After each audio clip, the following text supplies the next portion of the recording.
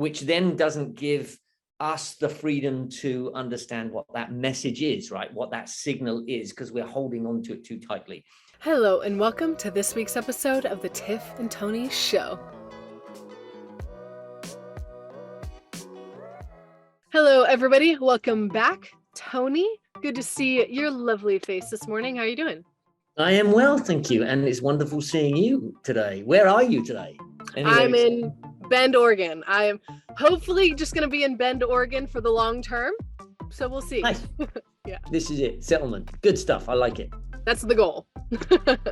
We will actually manifest that in the way we talk today, right? This is where you are going to be. This is your home base. And the reason I bring that up is I read a decent book over the last couple of weeks. It's called Power Manifesting by Nick Brew. Now, manifesting isn't for everyone, and people don't always believe in it. And I get it, right? I read it. Someone suggested I should read it. And one of the things that I'm practicing this year is a character trait of open-mindedness. And so I'm just being open-minded to what's being put in front of me. And I read it and I was intrigued enough to look more, and I wanted to talk about one of the topics in there today, which is this idea of emotions, right? Emotions, which we've been talking about. And emotions is really, our emotions is just energy in motion.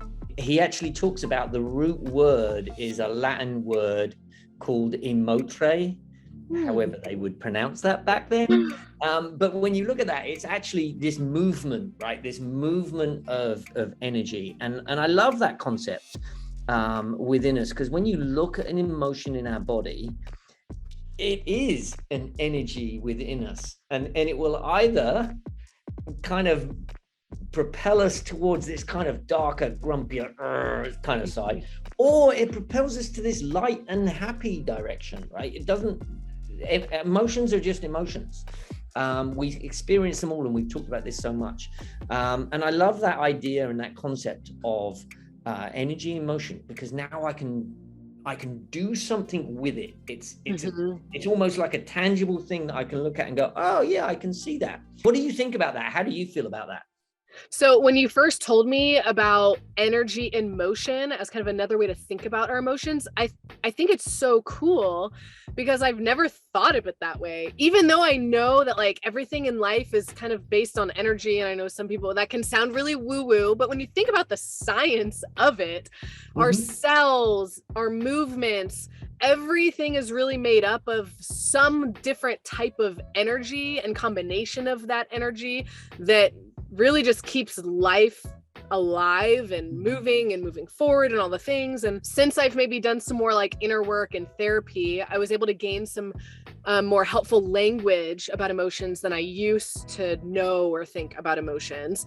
And what I love about this energy in motion is that how I like to think about my emotions is information, and what I do with that information is how I continue moving forward in life. Even when we feel stuck, we can feel stuck while also being able to do something with that emotion to be able to like know how to move forward. It's the data, for those of us who are maybe a little bit more like analytical brain, like what's the data I need, what's the intel, the information, the criteria, so I can like gather all my evidence, and then like now I can move forward and make an informed decision. Like little decisions might be on a lesser of a scale, but that's really the process our brain goes through.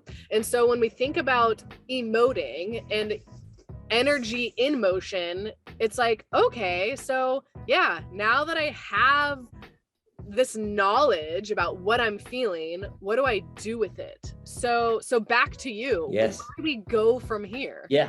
And I love the fact that you said it's kind of a signal. I was listening to a podcast a little while ago, and it was about a ship, right? It was actually about emotions, but she talked about this ship, and it's nighttime, and there's a light in front of the ship, and it looks like a collision course. And the captain says to its signal person, "Tell that ship to change course." and it doesn't change course. And he says, tell that ship to change course. Anyway, a couple of backwards and forwards.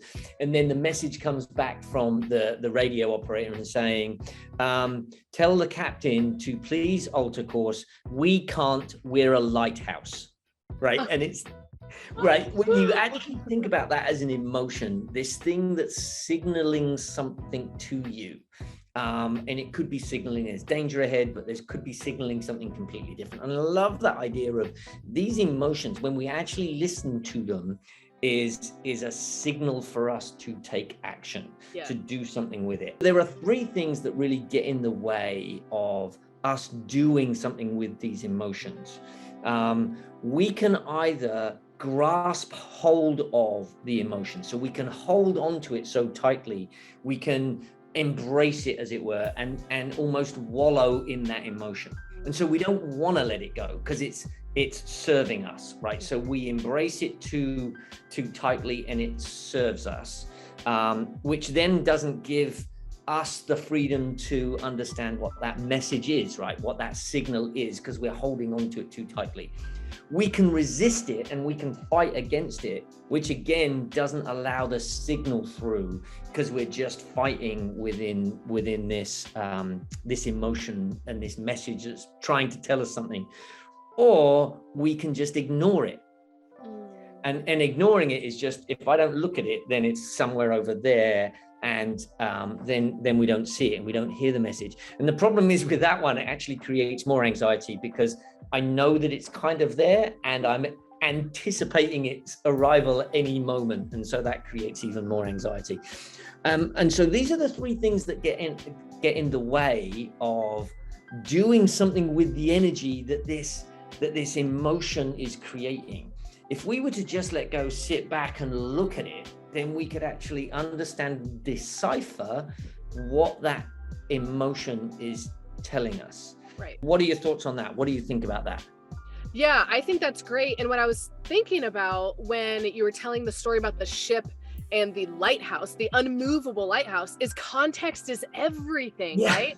So take your emotions into account, as well as the context and what's driving or prompting or catalyzing those emotions. Because I might have anger, but maybe I have anger because someone just did something that I didn't like and I got kind of pissed off, but maybe I was a little too angry. I can kind of analyze if my emotional response was an accurate representation of what happened. Or maybe I'm angry because I saw someone kick a dog in the middle of the street. That's a justifiable anger, but maybe my anger in another circumstance is a little bit maybe bigger of a response than is kind of necessary for what actually happened. So take into account what's prompting and catalyzing that emotion.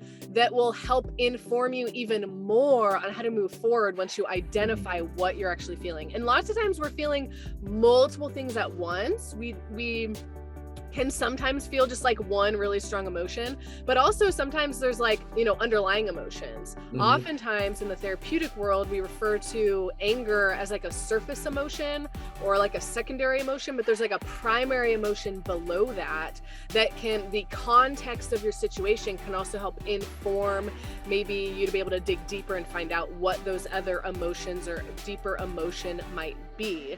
And that can help you then more accurately move forward in the situation. All of that being said, what's our challenge today for our viewers? Yes.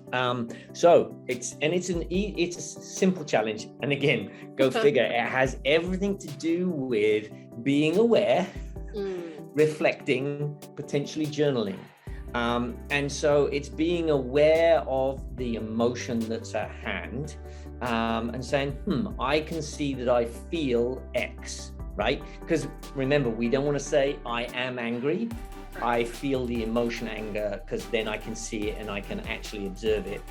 And then when you actually observe it, the one thing that we can do, so there's three things that get in the way, right?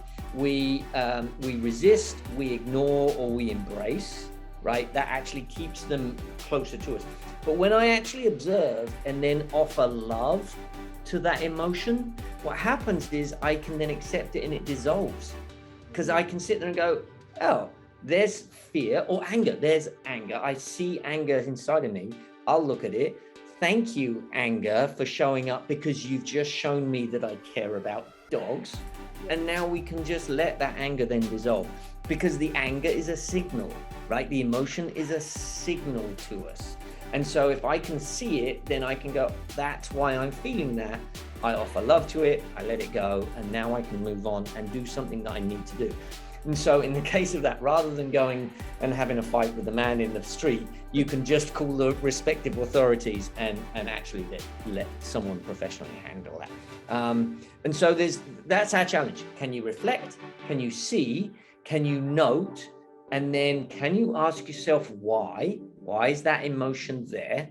And then can you be thankful for it, show it love, and then just watch it disappear? I love this challenge, and the kind of like formal word to like label this process is validating. Exactly what you said is just validating your emotions, and that's the most healthy way to actually work through your emotions.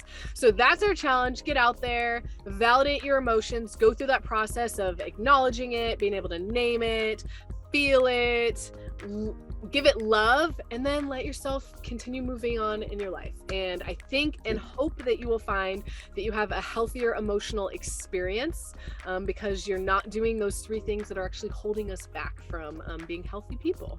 Well, thank you so much for such a great topic. Check out the book, everyone. We will link the book below so you can check it out if you're interested. And we hope everyone has a really great week.